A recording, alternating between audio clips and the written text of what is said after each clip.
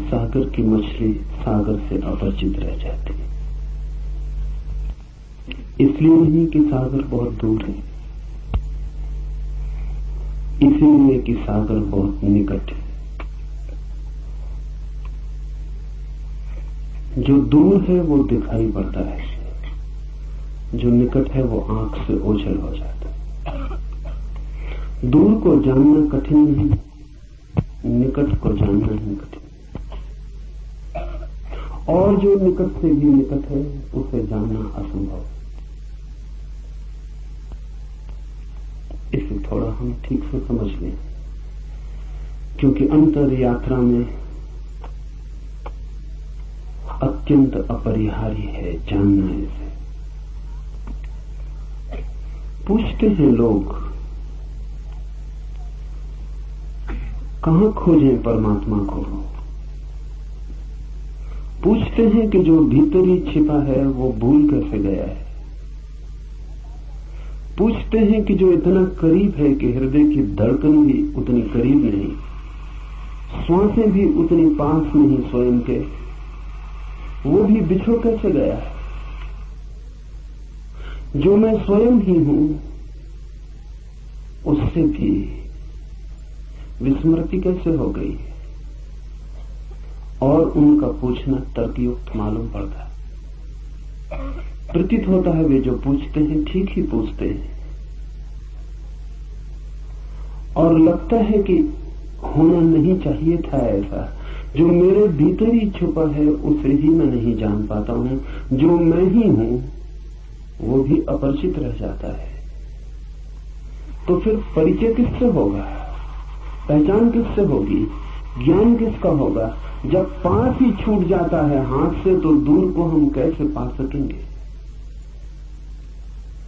और ऐसा नहीं कि वो आज पास हो गया हो, वो सदा से ही पास है। अनंत अनंत काल से पास है। उससे क्षण भर को भी हमारा छूटना और दूर होना नहीं हुआ है। हम जहां भागे वो हमारे साथ भागता है, हम जहां जाएं वो हमारे साथ जाता है। नरकों में भी वो हमारे साथ यात्रा करता है, और स्वर्गों में भी, पाप में भी वो हमारे साथ उतना ही खड़ा होता है जितना पुण्य में। ये कहना भी ठीक नहीं कि साथ खड़ा होता है, क्योंकि जो हमारे साथ होता है उससे भी थोड़ी दूरी होती है। हमारा होना और उसका होना एक ही बात है। अगर ये सच है तो इस जगत में बड़ा चमत्कार हो गया कि हम अपने को ही खो बैठे। जो असंभव मालूम पड़ता है, अपने को कैसे खोया जा सकता है? अपनी छाया तक को खोना मुश्किल है, हम अपनी आत्मा को खो बैठे हैं। ये कैसे हो सकता है? पर ये हुआ है। उसके होने की घटना कैसे घटती है वही इस सूत्र का सार है। इस सूत्र में प्रवेश करने के पहले इसके बुनियादी आधार समझ लें।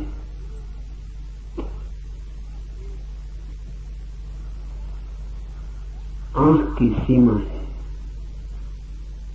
एक परिधि है। उससे ज्यादा दूर हो तो आंख नहीं देख पाती, उससे ज्यादा पास हो तो भी आंख नहीं देख पाती। आंख के देखने का एक विस्तार है। किसी चीज को आंख के बहुत पास ले आए फिर आंख नहीं देख पाएगी, बहुत दूर ले जाए तो भी आंख नहीं देख पाएगी। तो एक क्षेत्र है जहां आंख देखती है, और इस क्षेत्र के उस पार या इस पार आंख अंधी हो जाती। और आप तो इतने निकट हैं कि आंख के पास ही नहीं है, आंख के पीछे है। यही अड़चन है। ऐसा समझिए कि दर्पण के सामने खड़े हैं तो एक खास दूरी से दर्पण पर ठीक प्रतिबिंब बनता है। अगर बहुत दूर चले जाएं तो फिर दर्पण पर प्रतिबिंब नहीं बनेगा। बहुत पास आ जाएं कि आंख को दर्पण से ही लगा ले तो प्रतिबिंब दिखाई नहीं पड़ेगा। लेकिन यहां मामला ऐसा है कि आप दर्पण के पीछे खड़े, इसलिए दर्पण पे प्रतिबिंब बनने का कोई उपाय ही नहीं। आंख आगे है, आंख पीछे है। आंख देखती है उसको जो आंख के आगे हो, आंख उसको कैसे देखे जो आंख के पीछे। कान सुनते हैं उसको जो कान के बाहर है, कान उसको कैसे सुने जो कान के भीतर है। आंख बाहर खुलती है, कान भी बाहर खुलते हैं। मैं आपको छू सकता हूं, अपने को कैसे छू? और अगर अपने शरीर को भी छू लेता हूं इसीलिए, तो वो इसीलिए कि शरीर भी मैं नहीं हूं, वो भी पराया है, इसलिए छू लेता हूं। लेकिन जो मैं हूं, जो छू रहा है, उसे कैसे छू? उसे किससे छू? इसलिए हाथ सब छू लेते हैं और खुद को नहीं छू पाते। आंख सब देख लेती है और खुद को नहीं देख पाती। अपने लिए हम बिल्कुल अंधे। हमारी कोई इंद्रिय काम की नहीं है। जिन इंद्रियों से हम परिचित हैं वो कोई भी काम की नहीं है। अगर कोई और इंद्रिय का उद्घाटन ना हो जो भीतर देखती हो,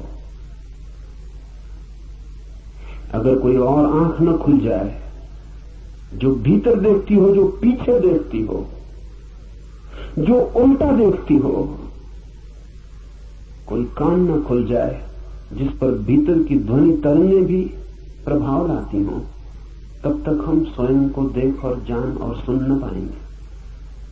तब तक स्वयं को छूने का कोई उपाय नहीं। जो निकट है वो चूक जाता है, जो निकट से भी निकट है वो असंभव। इसीलिए मछली सागर को नहीं जान पाती। दूसरी बात, सागर में ही पैदा होती है, सागर में ही जीती है, सागर ही उसका भोजन, सागर ही उसका पेय, सागर ही उसका प्राण, सागर ही सब कुछ। फिर सागर में ही मरती और लीन हो जाती। जानने के लिए मौका नहीं मिलता क्योंकि दूरी नहीं मिलती, फासला नहीं मिलता। मछली को सागर का पता चलता है अगर कोई उठा के उसे सागर के किनारे फेंक दे, तभी। ये बड़ी उल्टी बात हुई। सागर का पता तब चलता है जब सागर से दूर हो जाए। तो मछली तरसती है रेत पर, धूप में, तब उसे सागर का पता चलता है, क्योंकि इतनी दूरी तो चाहिए पता चलने के लिए। पैदा होने के भी पहले जो मौजूद था और मरने के बाद भी जो मौजूद रहेगा, और जिसमें ही पैदा हुए और जिसमें ही लीन हो गए, उसका पता कैसे चलेगा? पता चलने के लिए थोड़ी बिछड़न, थोड़ा बिछोड़ होना चाहिए। इसलिए मछली को सागर का पता नहीं चलता। किनारे पे कोई फेंक दे तो पता चलता। आदमी की और भी मुसीबत है। परमात्मा सागर ही सागर है, उसका कोई किनारा नहीं जिस पे आपको फेंका जा सके। जहां आप तड़फने लगे मछली की तरह, ऐसा कोई किनारा होता तो बड़ी आसानी हो जाती। ऐसा कोई किनारा नहीं, परमात्मा सागर ही सागर है। इसीलिए तो जो परमात्मा में किनारा खोजते हैं वो उसे कभी नहीं खोज पाते। जो परमात्मा की मझधार में डूबने को राजी हैं, उनको ही उसका किनारा मिलता है। किनारा है ही नहीं, खोजने का कोई उपाय नहीं। और किनारा हो भी कैसे? सब चीजों का किनारा हो सकता है, समस्त का किनारा नहीं हो सकता, क्योंकि किनारा बनता है किसी और चीज से। नदी का किनारा बनता है, सागर का किनारा बनता है किसी और चीज से। परमात्मा के अतिरिक्त कुछ और नहीं है जिससे किनारा बन सके। परमात्मा का अर्थ ही इतना है कि जिसके अतिरिक्त और कुछ नहीं। परमात्मा का मतलब कोई आकाश में बैठे हुए किसी व्यक्ति का नहीं है जो जगत को चला रहा हो। ये तो बच्चों की कहानियां हैं। परमात्मा से अर्थ है उस तत्व का जिसके अतिरिक्त और कुछ भी नहीं। ये उसकी वैज्ञानिक परिभाषा हुई।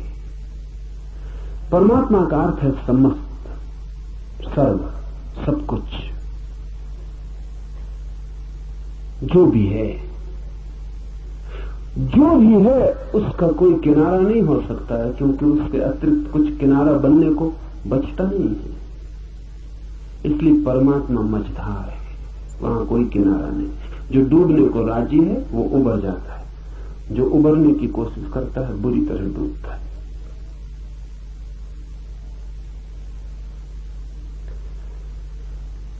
कोई किनारा हो तो पता भी चल जाए, इसीलिए हमें पता नहीं चला है। उसी में हम हैं, जिसे हम खोजते हैं उसी में हम हैं, जिसे हम पुकारते हैं उसे पुकारने की जरा भी जरूरत नहीं है, क्योंकि इतना भी दूरी नहीं है कि हमारी आवाज हमें जोर से पुकारनी पड़े। इसलिए कबीर ने कहा है कि क्या तुम्हारा खुदा बहरा हो गया जो तुम इतने जोर से अजान पढ़ते हो? क्या तुम्हारा ईश्वर बहरा हो गया जो तुम इतने जोर से पुकारते हो?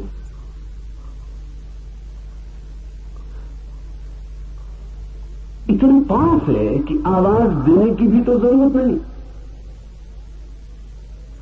अगर मौन भी कुछ भीतर होगा तो वो भी सुन लिया जाएगा, इतने पास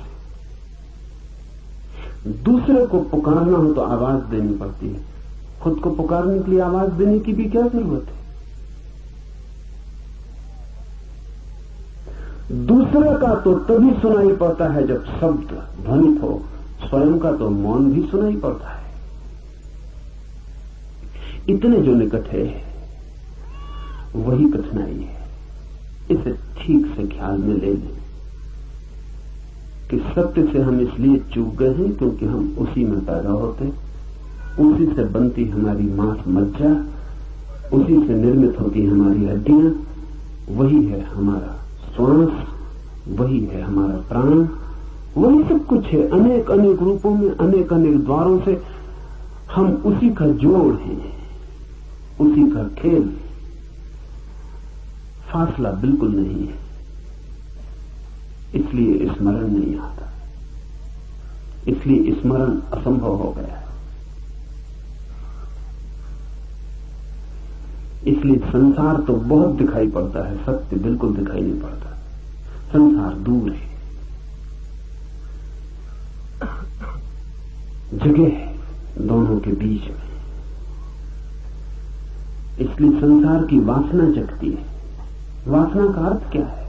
वासना का अर्थ है जिससे हमें दूरी मालूम पड़ती हो उससे दूरी मिटाने की कोशिश। वासना का अर्थ है जिससे हमें दूरी मालूम पड़ती हो उससे दूरी मिटाने की कोशिश। इसलिए परमात्मा की कोई वासना नहीं, क्योंकि दूरी ही मालूम नहीं पड़ती। या कभी कोई परमात्मा को खोजता भी मालूम पड़ता है तो झूठी वासना मालूम पड़ती। परमात्मा के नाम से कुछ और मालूम पड़ता। नाम परमात्मा का लेता है, चाहता कुछ और है।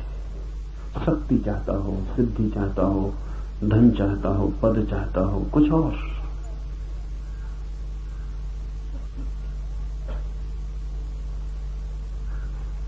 एक मित्र मुझे आके कहते थे कि जब से आपके शिविर में, साधना में लीन होने लगे बड़ा लाभ हो रहा है। मैंने पूछा क्या लाभ हो रहा है? तो उन्होंने कहा अभी आध्यात्मिक तो नहीं हो रहा, लेकिन आर्थिक शुरू हो गया।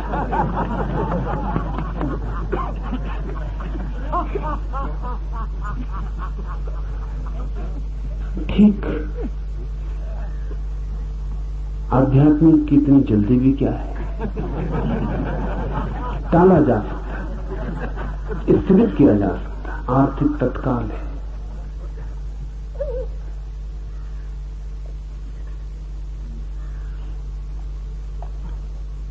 हम खोजते कुछ और हैं, नाम कुछ और देते हैं। जहां जहां हमने परमात्मा लिख छोड़ा है, अगर जरा हम लेबल उखाड़ें तो भीतर कुछ और पाया जाएगा। हम कुछ और चाहते हैं। जो आदमी कुछ और चाहता है परमात्मा के नाम से, वो आदमी उससे ज्यादा बेईमान है जो सीधा संसार चाहता है। कम से कम एक ऑनेस्टी, एक ईमानदारी है, एक प्रामाणिकता है। एक आदमी कहता है मैं धन चाहता हूं, एक आदमी कहता है मैं काम वासना चाहता हूं, एक आदमी कहता है मुझे पद चाहिए, अहंकार की तृप्ति चाहिए, एक आदमी कहता मैं तो परमात्मा चाहता हूं। लेकिन परमात्मा की चाह में मन उसका कुछ ऐसा ही है कि एक दिन दुनिया को दिखा दूं कि मेरी मुट्ठी में परमात्मा भी है। इसलिए परमात्मा की खोजी को अगर ख्याल से देखें, अगर उसका अहंकार बढ़ता जाए तो समझना कि उसकी खोज किसी और चीज की। अहंकार क्षीण होता जाए, टूटता जाए, विसर्जित होता जाए तो ही समझना कि खोज परमात्मा की। सन्यासियों की अकड़ जाहिर है, महात्माओं की अकड़,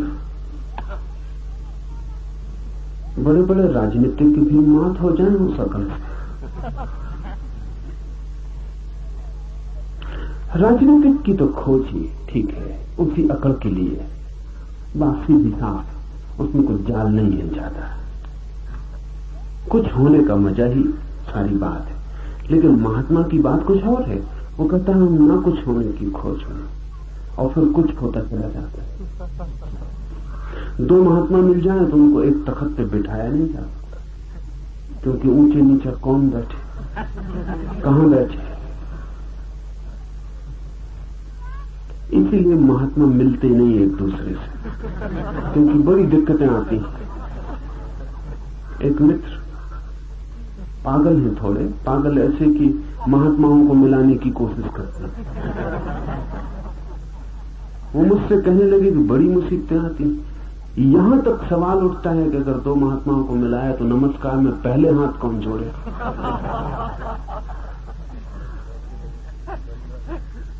कठिन मामला। संसारी भी इतने संसारी नहीं मालूम होते, न भी जोड़ना चाहते हो हाथ तो भी जोड़ लेते हैं। मन में भला होता हो कि दूसरी पहले जोड़ता है, लेकिन फिर भी इसको छिपा के चलते हैं, अभद्र मालूम पड़ता है। लेकिन महात्माओं को अभद्र भी नहीं मालूम पड़ता। कुछ महात्मा तो नमस्कार करते ही नहीं, उन्होंने व्यवस्था ही बंद कर रखी है किसी को नमस्कार, वो सिर्फ आशीर्वाद देते।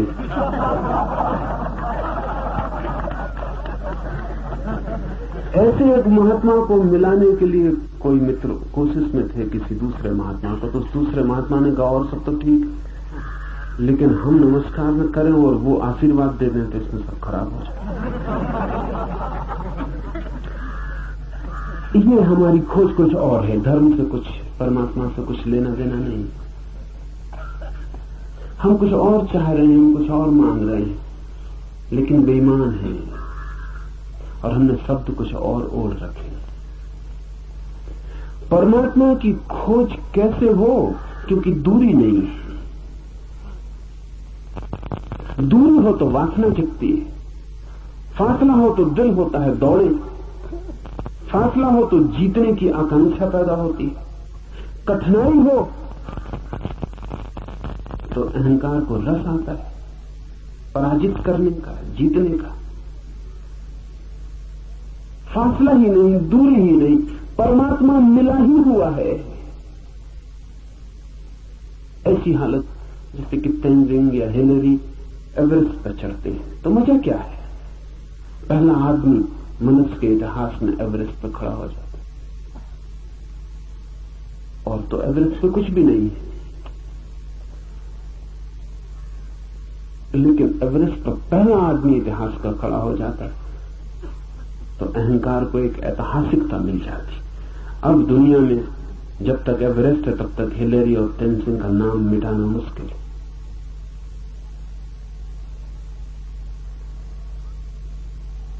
अभी चांद की इतनी दौड़ चलती थी, ये बड़े मजे की बात है कि चांद पर हम क्या छोड़ आए। जो गए वो ईसाई हैं, लेकिन जीसस की मूर्ति नहीं छोड़ा है, झंडा छोड़ा है अमेरिका का।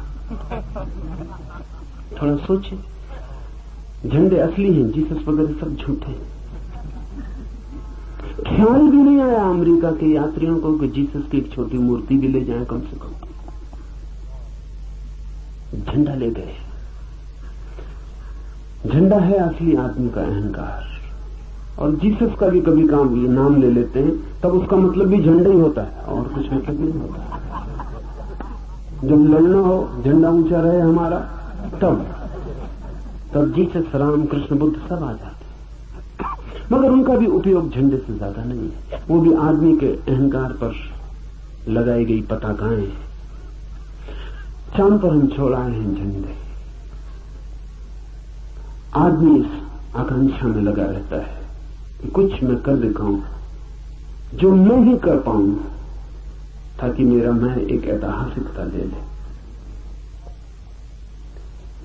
पर अगर आप एवरेस्ट पे ही पैदा हुए हो तब बड़ी मुश्किल में पड़ जाएंगे। झंडा भी कहां लगाएं? आदमी परमात्मा पर ही पैदा हुआ है, वही है। आप वहां हैं ही, वहां से आपका कभी जाना नहीं हुआ। वही है आपकी भूमि जहां आप खड़े। इसलिए परमात्मा के पाने में कोई अहंकार के लिए दौड़ नहीं है, गुंजाइश नहीं, कोई तरह का रस नहीं मालूम पड़ता। फिर परमात्मा की वासना ही ना हो तो अभीप्सा, प्यास कैसे जगे? परमात्मा की प्यास बड़े उल्टे ढंग से जगती है। इसे ख्याल में ले लें, क्योंकि उसके अतिरिक्त और कोई रास्ता नहीं। संसार की प्यास जगती है दूरी से, और अगर अलंघ दूरी हो तो आकर्षण भारी हो जाता है। और इसलिए संसार में जो चीजें भी पाली जाती हैं उनका मजा चला जाता है, क्योंकि दूरी खत्म हो जाती है। आप एक स्त्री को पाना चाहते थे, फिर पा लिया। आप एक मकान बनाना चाहते थे, बन गया। आप सोने का शिखर चढ़ाना चाहते थे अपने मकान पर, वो चढ़ गया। अब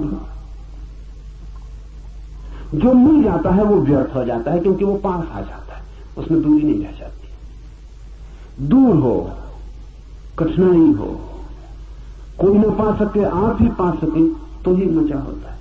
अमीरी का मजा अमीरी में नहीं है, बहुत लोगों की गरीबी में। अगर सब लोग अमीर हो जाएं, बात खराब हो जाए। अमेरिका में वही परेशानी है, अमीर का मजा कम हुआ जा रहा है। गरीब भी वही कपड़े पहन रहा है, उन्हीं कारों में चल रहा है, उन्हीं मकानों में रह रहा है। गरीब और अमीर के बीच अब कोई बहुत बुनियादी फासला नहीं। अमीर का मजा किरकिरा हुआ जा रहा है, अमीर परेशान है। वो कुछ और तरकीबें खोज रहा है जो वो ही कर सके और सभी लोग न कर पाए। परमात्मा में ही हम हैं, इसलिए परमात्मा में कोई अहंकार के लिए बुलावा नहीं, कोई निमंत्रण नहीं, कोई चोट, कोई चुनौती, कोई चैलेंज नहीं। फिर परमात्मा की अभीप्सा कैसे पैदा होती? संसार की अभीप्सा पैदा होती दूरी से, बुलावे से, चुनौती से। परमात्मा की अभीप्सा होती संसार की असफलता से। इसे ख्याल कर लें। जब आप सब तरफ दौड़ चुकते हैं और सब तरफ हार जाते हैं, सब पा लेते हैं और सब व्यर्थ हो जाता है। खोज पूरी हो जाती है और पूरे होते ही नकार हो जाता है, सब शून्य हो जाता है। हाथ में आते ही सब चीजें मिट्टी सिद्ध होती हैं, दूर सब सोना मालूम पड़ती हैं। जितनी हो दूरी उतना स्वर्ण शुद्ध मालूम पड़ता है। जैसे जैसे पास आता है अशुद्ध होने लगता है, और पास आता है मिट्टी होने लगता है। यूनानी कथा मिदास की है। कथा में बड़ा व्यंग है। कथा है कि मिदास ने ऐसी सिद्धि पा ली, ऐसा वरदान पा लिया कि जो भी छुए सोना हो जाए। हम सब मिदास से उल्टे हैं, जो भी छुए मिट्टी हो जाए। लेकिन बड़ा मजा है, मिदास भी मुश्किल में पड़ गया था, तो हमारी मुश्किल का तो क्या अंत। मिदास जो भी छूता है सोना हो जाता। उसने अपनी पत्नी को छुआ, वो सोना हो गई। उसने भोजन छुआ, वो सोना हो गया। उसने पानी पीने को उठाया, ओंठ तक पानी गया और सोना हो गया। मरा मिदास, बड़ी मुश्किल में पड़ गया, क्योंकि सोने से प्यास नहीं बुझती। और कितनी ही लोग बातें करें, कनक जैसा शरीर, स्वर्ण जैसा शरीर, सोने के शरीर से कोई तृप्ति होने वाली नहीं। कोई कितनी कहे कि मेरी प्रेसी का जो काया है कनक काया, स्वर्ण काया, लेकिन हो जाए तब पता चले, तब सिर धुने बैठ के कि ये क्या हो गया, तो वही काया बेहतर थी। वो मिजाज इस मुश्किल में पड़ गया, कवियों की बातों में आ गया, वरदान मांग बैठा। पत्नी हो गई सोने की, पानी सोना हो गया, भोजन सोना हो गया, लोग उससे भागने लगे, खुद के बेटी बेटी दूर रहने लगे, कहीं वो छू न दे, कोई मित्र पास न आए कि कहीं छू न दे। मिजाज अकेला हो गया, भरा पूरा जगत था उसका, सम्राट था, अकेला हो गया, वजीर पास न आए, सदा एक फासला रखें कि बचने का उपाय रहे, भागने की सुविधा रहे, अगर वो छू ही दे। और मिजाज भूखा मरने लगा, पानी मिले ना, भोजन मिले ना, वो चिल्लाने लगा, चीखने लगा कि भगवान वापस कर दे, वही ठीक था। ये तो वरदान अभिशाप हो गया। मिजाज की यह हालत हो गई, सब चीजें सोने होने लगी, तब हमारी क्या हालत होगी जब जो भी छूते हैं मिट्टी हो जाते। पत्नी दूर थी तो सोने की मालूम पड़ती थी, जिस दिन विवाह किया उसी दिन मिट्टी की हानि शुरू हो गई। 2-4 साल बाद मिट्टी रह जाती है, कुछ नहीं होता, सब चीजें मिट्टी हो जाती, जो भी छुए मिट्टी हो जाता है। जिस दिन आपको यह अनुभव होता है कि सब दौड़ व्यर्थ है, उस दिन आप उसी जगह खड़े रह जाते हैं जहां परमात्मा है। जिस दिन आपको पता चलता है कि दौड़ के कुछ भी नहीं मिला, कुछ भी नहीं पाया, उस दिन दौड़ते नहीं है, और न दौड़ने की वजह से वो दिखाई पड़ जाता है जो दौड़ने की वजह से दिखाई नहीं पड़ रहा था। दौड़ने की धुन थी सवार, तो दूर की चीजें दिखाई पड़ती थी। दौड़ना व्यर्थ हो जाए तो दूर से आंख पास लौट आती है, और अगर सारी ही दौड़ व्यर्थ हो जाए तो आंख उल्टी हो जाती है। अब तक बाहर देखती थी, अब भीतर देखने लगती। दर्पण घूम जाता है जब संसार में देखने योग कुछ भी नहीं लगता, पाने योग कुछ भी नहीं लगता, खोजने योग कुछ भी नहीं लगता, जब संसार वासना नहीं रह जाती। इसलिए इतना जोर दिया है बुद्ध ने, महावीर ने, उपनिषदों ने कि निर्वासना द्वार है। वासना है दूर जाने की व्यवस्था, निर्वासना है पास आने का द्वार। इस सूत्र को हम ख्याल में ले लें। शरीर के भीतर छिपा है वह अजन्मा नित्य, कभी पैदा नहीं हुआ जो, और सदा है और सदा है और सदा है। ऐसा जो अजन्मा नित्य है वो इसी शरीर के भीतर छिपा है, लेकिन शरीर को उसका कोई पता नहीं। शरीर है पृथ्वी का अंग, वो पृथ्वी के भीतर छिपा है, पर पृथ्वी को उसका कोई पता नहीं।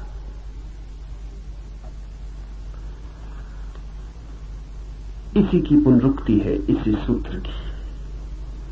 अग्नि के भीतर छिपा है, अग्नि को पता नहीं, सब जगह छिपा है, और जहां छिपा है, जिसके भीतर छिपा है उसे ही पता नहीं। क्यों? क्योंकि जिसके भीतर छिपा है वो बाहर दौड़ रहा है। आपने कभी अनुभव किया शरीर की भीतर की तरफ दौड़? अगर आप अनुभव कर लें तो समाधि उपलब्ध हो जाए। आपने शरीर की बाहर की तरफ दौड़ अनुभव की है? एक सुंदर काया दिखाई पड़ती, शरीर दौड़ने लगा, पुलक आ गई, शरीर का रोआ रोआ भागने लगा। एक सुंदर फूल दिखाई पड़ा, आंखें भागने लगी। एक सुंदर ध्वनि सुनाई पड़ी, कान भागने लगे। शरीर भागता है सदा बाहर की तरफ। कभी आपने अनुभव किया कि भीतर की तरफ भी शरीर भागा हो? कभी अनुभव नहीं किया। तो शरीर को पता भी कैसे चले कि कौन भीतर छिपा है, जहां शरीर जाता ही नहीं, जहां शरीर कभी देखता नहीं, सुनता नहीं, खोजता नहीं, शरीर को पता कैसे चले? शरीर अपरिचित रह जाता है उससे ही जिसका वो शरीर है। सब दौड़ बाहर की तरफ है, इसलिए भीतर अज्ञान छा जाता है। ये सूत्र अनेक अनेक द्वारों से एक ही बात की पुनरुक्ति है। वायु के भीतर जो छिपा है वायु उसे जानती नहीं। मन जिसका शरीर है मन उससे अपरिचित। अहंकार जिसकी देह है अहंकार उसके प्रति अनजान। चित्त जिसका शरीर है अक्षर अव्यक्त जिसका शरीर है वो भी उसे जानते नहीं जो भीतर छिपा है। मृत्यु भी उससे अपरिचित रह जाती है जिसकी मृत्यु घटित होती। जो मरता है ये जरा अजीब वाक्य है, क्योंकि जो मरता है मृत्यु उससे अपरिचित रह जाती है। जो मरता है वो मरता ही नहीं। मृत्यु जब घटती है तो कौन मरता है? कोई भी नहीं मरता, क्योंकि शरीर सदा से मरा हुआ है, उसके मरने का कोई उपाय नहीं। और शरीर के भीतर जो छिपा है वो सदा से अमृत है, उसके मरने का कोई उपाय नहीं। सिर्फ संबंध टूटता है। अमृत का और मृत का संबंध टूटता है मृत्यु में, लेकिन मृत्यु इतने निकट भी आके उससे अपरिचित रह जाती है वो जो अमृत है। इसलिए तो हम कितनी बार मर चुके और हमें अब तक पता नहीं चला कि हमारे भीतर वो भी है जो मरता नहीं है। इस अपरिचय की प्रक्रिया ही यही है कि निकट आके भी भीतर देखना नहीं हो पाता, देखना बाहर ही होता रहता है। मरता हुआ आदमी देखे, मरने को पड़ा है लेकिन बाहर ही देखता रहेगा। अभी भी भीतर जाने का मन नहीं हो रहा उसका। मृत्यु उसे धकाती है, हटाती है शरीर से, लेकिन वो पकड़ रहा है, जोर से पकड़ रहा है और भी जोर से पकड़ रहा है जैसा उसने कभी नहीं पकड़ा था। इसलिए वृद्ध आदमी कुरूप हो जाते हैं, जवान सुंदर मालूम पड़ते हैं। उसका कारण गहरे में शरीर ही नहीं है। जवान शरीर को पकड़ता नहीं, अभी आश्वस्त है। बूढ़ा शरीर को पकड़ने लगता है, उस पकड़ने से सब कुरूपताएं पैदा हो जाती। बूढ़ा डरने लगता है कि अब मरे, अब मरे, अब मौत करीब है। जितना मौत से डरता उतना जीवन को जोर से पकड़ता है, और जितना जोर से पकड़ता है उतना ही जीवन कुरूप हो जाता है। बच्चे इतने प्यारे लगते हैं, पकड़ते ही नहीं बिल्कुल, अभी उन्हें पता ही नहीं कि मौत भी है। पशु पक्षी देखे, कितना ही बूढ़ा हो जाए पशु, कितना ही बूढ़ा हो जाए पक्षी, उनकी बात कर रहा हूं जिनका आदमी से सत्संग नहीं है। आदमी तो बिगाड़ ही देता है। तो बड़ी हैरानी होती है, जंगल में पशु और पक्षी बूढ़े नहीं होते मालूम पड़ते। जैसा बुढ़ापा आदमी को पकड़ता है ऐसा पशु पक्षियों को पकड़ता नहीं मालूम पड़ता। बच्चे ही बने रहते हैं, किसी गहरे तल पर उन्हें पता ही नहीं कि मौत होने वाली है, इसलिए कोई शरीर की पकड़ नहीं आती। बच्चे में जो ताजगी है, जीवन सहज है, मौत की पकड़ नहीं है कोई। बुढ़ापे में कठिनाई आ जाती, मौत साफ होने लगती। जिंदगी अब चेष्टा है, अब प्रयास से जीता है आदमी, अब इंच इंच सोच के चलता है कि कहीं मौत ना आ जाए। इससे दुविधा पैदा हो जाती, तनाव बढ़ जाता भीतर, और पूरे समय चिंता संताप पकड़ लेता, वही चित्त को कुरूप कर जाता है। मौत भी नहीं जान पाती उसको जो भीतर छिपा अमृत है। कारण एक ही है कि भीतर देखने की घटना ही तब घटती है जब बाहर देखने का सारा सिलसिला व्यर्थ हो जाए। इसे थोड़ा हम समझ लें। व्यर्थ कई बार होता मालूम पड़ता है, फिर भी होता नहीं। ऐसा नहीं है कि आपको व्यर्थ नहीं हो जाता, आपको भी व्यर्थ हो जाता है। एक कार खरीदने का सोचते थे, खरीद ली।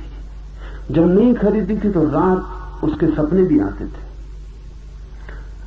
जिस दिन कार की डिलीवरी मिलने वाली थी उस दिन रात सो भी नहीं सके थे, रात भर।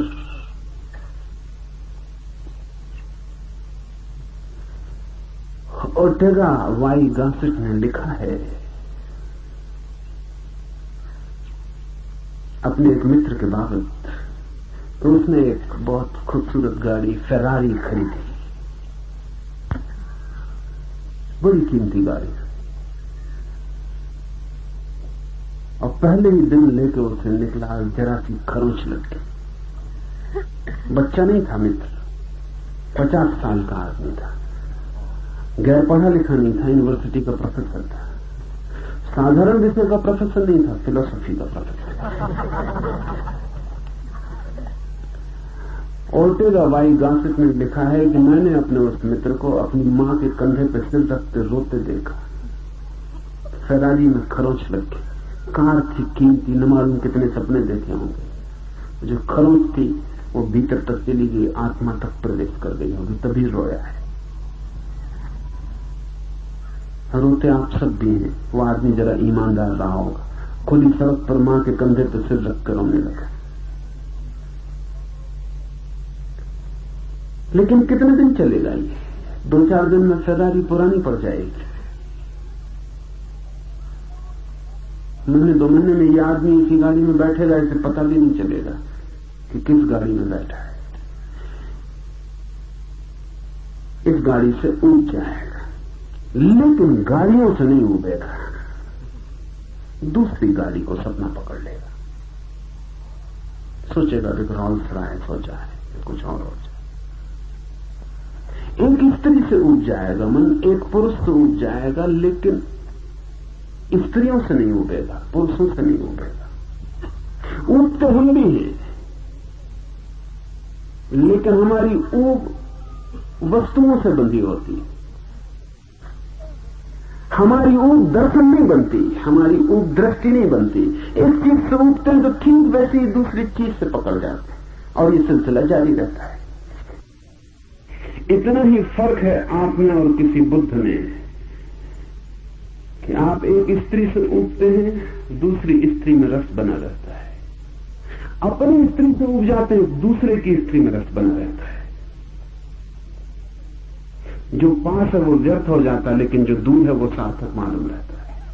वो भी कल पास आके व्यर्थ हो जाएगा, लेकिन सभी चीजें पास नहीं आ पाती, कुछ चीजें दूर बनी ही रहती, इसलिए रस बना ही रहता, वासना दौड़ती रहती। बुद्ध एक स्त्री में ऊब के समस्त स्त्री से ऊब जाते हैं। बुद्ध एक महल में रह के सब महलों में रह लेते। बुद्ध के लिए एक घटना काफी है, ये वैज्ञानिक बात है। एक पानी की बूंद अगर जान ली जाए तो सब सागर जान लिए गए। वो पागल होगा वैज्ञानिक जो पूरे सागरों की जांच करता रहे और कहे कि जब मैं सब पानी की बूंदों की जांच कर लूंगा तब वक्तव्य दूंगा कि पानी हाइड्रोजन और ऑक्सीजन से बनता है। हम सब वैसे ही पागल हैं। एक वैज्ञानिक एक बूंद को परख लेता, खोज लेता, तोड़ लेता, पा लेता है कि H2O, ये उदजन और ऑक्सीजन के अणुओं का ऐसा जोड़। खत्म हो गए, सब सागर व्यर्थ हो गए, सब सागर जान लिए गए। अब कहीं भी होगा पानी, न केवल इस पृथ्वी पर। वैज्ञानिक कहते हैं कि कोई 50,000 पृथ्वियां होंगी सारे विस्तार में। इन 50,000 पृथ्वियों पर कहीं भी अगर पानी होगा तो भी H2O, तो भी वो बनेगा इसी व्यवस्था से। सारा पानी जान लिया गया एक बूंद को जानकर। एक वासना की व्यवस्था को समझकर सारी वासना को जो जान लेता है वो बुद्ध हो जाता है। एक वासना को पहचान कर उसकी व्यर्थता को, उसकी अनिवार्य व्यर्थता को, उसकी अपरिहार्य असफलता को जो देख लेता, उसकी वासना गिर जाती। उसकी वासना ऐसे गिर जाती है जैसे लंगड़े के बैसाखियां अचानक गिर जाएं। उनसे ही वो चलता था, पैर तो थे नहीं चलने के, बैसाखियों से चलता था, लकड़ी के पैर थे। अचानक बैसाखियां गिर जाएं और लंगड़ा वहीं गिर पड़े। ठीक ऐसी ही घटना घटती है जब वासना की बैसाखियां गिर जाती। संसार में चलने के कोई पैर थोड़ी हैं, लकड़ी के पैर हैं। नकली पैर हैं, वासनाओं से निर्मित है। वासना के गिरते ही बैसाखियां गिर जाती हैं और आदमी अचानक अपने को वहां पाता है जहां से वो कभी हटा ही नहीं था, जहां वो सदा था, जहां होना उसका स्वभाव है। वही है परमात्मा, वही है अध्यात्म। इस सूत्र का आखिरी हिस्सा उसकी खबर है।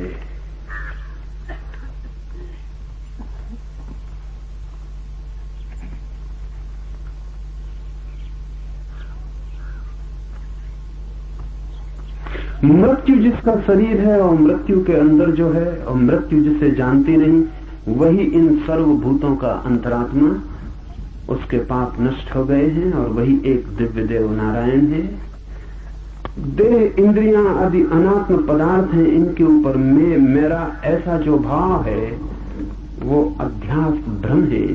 इसलिए विद्वान को ब्रह्मनिष्ठा द्वारा इस अध्यास को, इस भ्रम को दूर करना चाहिए। आखिरी बात इस सूत्र में, ये जो वासनाओं की दौड़ है ये इसीलिए है कि हमें दिखता है दूर कहीं कोई सपना पूरा होता होगा। जैसे मरुस्थल में कोई देखता है दूर मालूम होता है जल का सरोवर, दौड़ता है, जल के लिए दौड़ता है, वहां जाके पाता है नहीं है कुछ, रेत ही रेत है। लेकिन तब तक कहीं और जल का सरोवर दिखाई पड़ने लगता है। भ्रम है, अध्यास है। सूर्य की किरणें जब तपती हैं जोर से रेत के ऊपर और वापस लौटती हैं, रिफ्लेक्ट होती हैं, जब वापस लौटने लगते हैं, तो कपती हुई सूर्य की किरणें जब वापस लौटती हैं, उनके कंपन के कारण भ्रम पैदा होता है कि लहरें कप रही हैं। और वो कंपन इतना सतत होता है और कंपन की एक धारा बन जाती है कि अगर पास में कोई वृक्ष खड़ा हो तो उस कंपन में उस वृक्ष की छाया नीचे दिखाई पड़ने लगती है। वो कंपन दर्पण का काम करने लगता है। और जब आपको दूर से दिखाई पड़ता हो पानी भी, और न केवल पानी, आकाश में उड़ती हुई बदलियों की नीचे प्रति छाया भी दिखाई पड़ती हो, तो भरोसा भी कैसे ना करें। आकाश में उड़ते हो कबूतर या आकाश में उड़ती हो बगलों की कतार और नीचे पानी में भी उसकी छाया उड़ जाती हो, पास में खड़े वृक्ष भी नीचे दिखाई पड़ते हो, तो फिर भरोसा पक्का हो जाता है कि पानी होना चाहिए। न केवल लहरें दिखाई पड़ती हैं, लहरों में प्रतिबिंब भी दिखाई पड़ता है। पास जाके जैसे जैसे पास पहुंचते हैं वैसे वैसे तिरोहित होने लगती हैं छायाएं, बिल्कुल पास पहुंच के रेत हाथ लगती है। अध्यास का अर्थ है जो नहीं है उसका दिखाई पड़ना। शंकर के लिए ये बड़ा प्यारा शब्द है और उपनिषदों के लिए बड़ा आधारभूत। अध्यास का अर्थ है प्रोजेक्शन, प्रक्षेपण, जो नहीं है उसका दिखाई पड़ना। वो जो दिखाई पड़ता है वहां है नहीं, आप अपने भीतर से आरोपित करते हैं। आप ही कारणभूत है उसे आरोपित करने के। एक चेहरा आपको सुंदर लगता है, वो सौंदर्य वहां है या आप आरोपित करते हैं, क्योंकि कल वही चेहरा आपको कुरूप लग सकता है। हो सकता है कल तक सुंदर न लगा हो, आज अचानक आपका दिव्य चक्षु खुल गया और आपको सुंदर दिखाई पड़ने लगा, और आपके मित्रों को अभी भी दिखाई नहीं पड़ता। कहते हैं लैला सुंदर नहीं थी, मजनू को दिखाई पड़ती थी। सारा गांव परेशान था और लोगों ने समझाया मजनू को कि तू पागल है, इससे बहुत सुंदर लड़कियां गांव में हैं, तू व्यर्थ ही दीवाना हुआ जाता। तो कहा है मजनू ने कि लैला को देखना हो तो मजनू की आंख चाहिए। ये अध्यास है। सवाल लैला नहीं, सवाल मजनू की आंख है। सवाल वो नहीं है जो दिखाई पड़ रहा है, सवाल वो है जो देख रहा है। तो मजनू ने कहा मेरी आंख से देखो तब तुम्हें लैला दिखाई पड़ेगी। लेकिन इसमें खतरा है, मजनू की आंख से दिखाई पड़ेगी। अगर सच में मजनू की आंख उधार मिल जाए तो लैला जैसी मजनू को दिखाई पड़ती वैसी आपको दिखाई पड़ेगी। आंख भी एक चश्मा है, चश्मे के रंग उतर जाते हैं विषयों पर। आपकी सारी इंद्रियां प्रक्षेपण कर रही हैं। आप चारों तरफ अपने तरफ एक जगत निर्माण कर रहे हैं। आपका मन केवल ग्राहक नहीं है, निर्माता है। आप बना रहे हैं एक दुनिया अपने चारों तरफ, सौंदर्य की, सुगंध की, इसकी उसकी, आप एक दुनिया निर्मित कर रहे हैं। ये दुनिया वैसी नहीं है जैसी आप देखते हैं, ये आप पर निर्भर है। और आप बदल जाते हैं तो दुनिया इसलिए तो बदल जाती है। जवान दूसरी दुनिया देखता है, बूढ़ा दूसरी दुनिया देखता है, बच्चे दूसरी दुनिया देखते हैं। क्या फर्क क्या पड़ जाता है? दुनिया वही है, लेकिन बच्चों के पास वो आंख नहीं है जो जवान के पास। बच्चे भी कंकड़ पत्थर बीन रहे हैं, रंगीन होना काफी है। जवान कहता है फेंको भी इनको, इनमें क्या रखा, इनकी कीमत क्या है। जवान के लिए अर्थ मूल्यवान हो गया, धन समझ में आने लगा। अब सिर्फ कंकड़ पत्थर बीनने से काम नहीं चलेगा, तितलियों के पीछे दौड़ने से कुछ हल होने वाला नहीं है। बच्चे तितलियां पकड़ रहे हैं, तितलियां स्वर्ग मालूम पड़ती हैं। जवान बच्चों को ना समझते। फिर आदमी बूढ़ा हो जाता, इंद्रियां थक जाती, अनुभव तिक्त होते, कड़वे होते, मुंह उनकी बेस्वाद धारा से भर जाता। जवान भी उसको देखते हैं कि ये भी दूसरी तरह की तितलियां पकड़ रहे हैं। तितलियां बदल गई, तितलियां नहीं बदली, बस और तरह की तितलियां पकड़ रहे हैं। बूढ़े कहे जाते हैं, समझाए चले जाते हैं, कोई जवान उनकी सुनता नहीं। उनने भी अपने बाप दादों की नहीं सुनी। नहीं सुनने का कारण है आंखें दूसरी हैं। बूढ़े की आंख अगर जवान को मिल जाए तो उसे भी ऐसा ही दिखाई पड़ेगा। और ध्यान रखो कि मजा यह है कि अगर अभी बूढ़े को फिर जवान की आंख मिल जाए तो वो सब अनुभव भूल जाएंगे। वो जो ज्ञान बता रहे हैं वो सब भूल जाएगा, फिर जगत रंगीन हो जाए। सुना है मैंने, अमेरिका की सुप्रीम कोर्ट का एक चीफ जस्टिस, न्यायाधीश, जब जवान था तब पेरिस आया था, शादी करके सीधा पेरिस आया था। फिर 30 साल बाद जब बूढ़ा हो गया और बेटों की शादियां हो गई और बेटे पेरिस हो आए, तब फिर दोबारा अपनी पत्नी को लेकर आया। उसका नाम था पीरे। पेरिस देख के उसने अपनी पत्नी से कहा, वो बात न रही पेरिस में, सब फीका फीका हो गया। कहां वो दिन जब हम पहली दफा पेरिस आए थे? बात ही और थी, पेरिस कुछ और था। उसकी पत्नी ने कहा, माफ करें, आप भूल रहे हैं, पीरे और था, पेरिस तो वही है। हाँ, पेरिस तो अब भी वही है। जवान की आंख से देखें, पेरिस अब भी वही। पेरिस क्या बदलता? लोग बदल जाते, दृष्टि बदल जाती। दृष्टि के बदलने से अगर जगत बदल जाता है तो समझना कि आपने जो जाना था वो अध्यास था, वो दृष्टि की वजह से पैदा हुआ था, वो जगत नहीं था। क्या ऐसा भी कोई उपाय है कि बिना दृष्टि के जगत देखा जा सके? अगर हो तो ही जगत देखा जा सकता है, नहीं तो नहीं। दृष्टियां अध्यास हैं, इसलिए ख्याल रखें, दर्शन का मतलब दृष्टि नहीं है। दर्शन का मतलब है वैसी अवस्था जब सब दृष्टियां शांत हो जाती, कोई दृष्टि नहीं रह जाती, तब देखना। जब अपनी कोई आंख नहीं रह जाती थोपने को, और अपना कोई भाव नहीं रह जाता आरोपित करने को, अपनी कोई आकांक्षा नहीं रह जाती, मरुस्थल को तब देखना जब भीतर कोई प्यास नहीं होती। फिर मरुस्थल धोखा नहीं दे सकता। प्यास की वजह से धोखा हो जाता। पानी की चाह होती है और नहीं मिलता तो चाह और बढ़ जाती है, और जब चाह ज्यादा बढ़ जाती तो मन विक्षिप्त हो जाता है, और जो नहीं है उसे भी मानने का मन होने लगता है। लेकिन एक ऐसी स्थिति भी है जब सब दृष्टियां छीन हो जाती और दर्शन का उदय होता है। कब होती हैं दृष्टियां छीन? दृष्टियां तभी छीन होती हैं जब सभी वासनाएं छीन हो जाती, क्योंकि हर दृष्टि वासना का खेल है, वासना का फैलाव है। तो सूत्र कहता है, देह इंद्रियां आदि अनात्म पदार्थ हैं, इनके ऊपर में मेरा ऐसा जो भाव होता है वो अध्यास है। इसलिए बुद्धिमान को ब्रह्मनिष्ठा द्वारा इस अध्यास को दूर करना चाहिए। ब्रह्मनिष्ठा द्वारा, अपने में निष्ठा द्वारा हमारी निष्ठा हमेशा पराये में है, किसी और में, अपने में नहीं है। दौड़ कहीं और है, अपने में नहीं है। जहां कहीं और रहे हैं एक जगह को छोड़कर, वो जगह जो भीतर है। ब्रह्मनिष्ठा का अर्थ है ये वासनाओं की दौड़ हट गई, आदमी अपने में खड़ा हो गया। आदमी वहीं खड़ा हो गया जहां कोई मन नहीं है, कोई इंद्रियां नहीं है, कोई शरीर नहीं है, सिर्फ शुद्ध चैतन्य है।